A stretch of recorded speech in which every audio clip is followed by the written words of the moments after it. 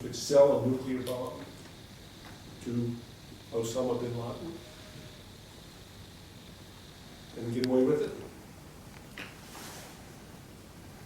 Well, of course not. Nobody would do such a thing. How many bombs worth of material does he have today? About 10. What's the difference between 10 and 9 in terms of whatever his nuclear posture is useful for? Zip, got it. All the same. How much could he get for a bomb? He couldn't sell it to Osama bin Laden today, that's pretty. How about to somebody else? If you have any doubts about the answer, consider what Kim Jong-il sold to Syria. Something that's just kind of almost fallen off of most people's screens. So North Korea sold to Syria a plutonium-producing reactor that would have by now produced enough plutonium for Syria's first bomb if this reactor hadn't been destroyed by the Israeli attack in November, December of 2007. How much bigger than a nuclear bomb is a gun-style reactor? Several thousand times. From Kim Jong-il's point of view, how did this work out? Sold the reactor, got paid. Israelis bombed it. Too bad for the Syrians, perhaps. Kim Jong-il, what happened to him? He's alive, well, still doing business. Actually, people were back negotiating with him 6 months later. So, if one of the smallest, poorest, most isolated states on Earth can sell a nuclear weapons producing plant to Syria and get away with it, what's the state of this regime? Let's say flimsy, porous.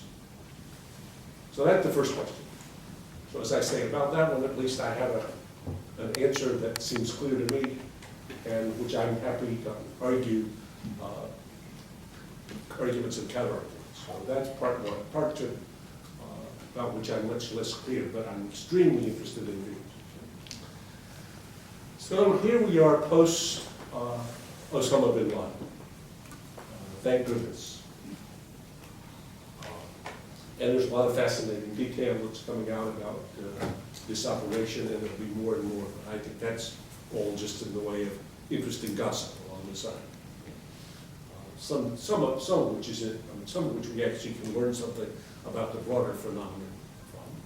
But in the aftermath of Osama bin Laden, I think this is a very good time for the whole community to stop and do a fundamental reassessment of where the so-called war on terrorism or war against terrorists stands 10 years on. For most Americans, terrorism became an A-level topic only after 9/11. Now, if you were taking a course on international security at the Kennedy School, you probably didn't have a topic called terrorism before 9/11, for most people. The Belfer Center actually was regarded as an erratic exception to this, because we were interested in mega terrorism before. But people kind of said, why do you keep having books and studies of this topic? It's not really very interesting. It's very implausible. But if you look at Falkenrath's book, published in '98, it's actually quite good on what the range of possible dangers are. But in any case, terrorism was not a new phenomenon. It's been part of history forever. Not even a new phenomenon for the U.S. Oklahoma City in '96, a homegrown American terrorist bombed a federal office building, killing there was 162 children and women in there. Ramzi Yousef, an Al-Qaeda operative, had actually tried to do the World Trade Center in '93. So it wasn't new, it just hadn't got up on the screen. After 9/11, the US, I would say, not only the American government, but most of the American security establishment pretty much lost our mind, completely surprised by something that hadn't been adequately analyzed in advance. And then the Bush administration, I think, in a fit of confusion, attacked and toppled Saddam putatively on the proposition that we would prevent them transferring nuclear weapons to terrorists.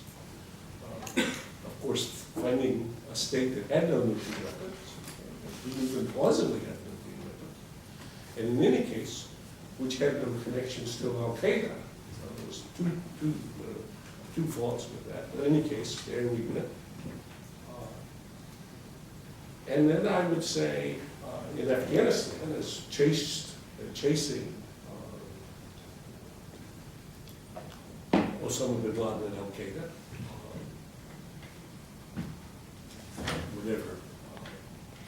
did whatever we did, failed to act decisively in Tora Bora, where he might have been captured in the game. That part of the game might have been over. Then we're left with this situation 8 years on when Obama became president. He then, as a young, new, inexperienced president, embraced the conception of the security establishment in the government at the time, which prescribed COIN, the COIN manual, or counterinsurgency, as the preferred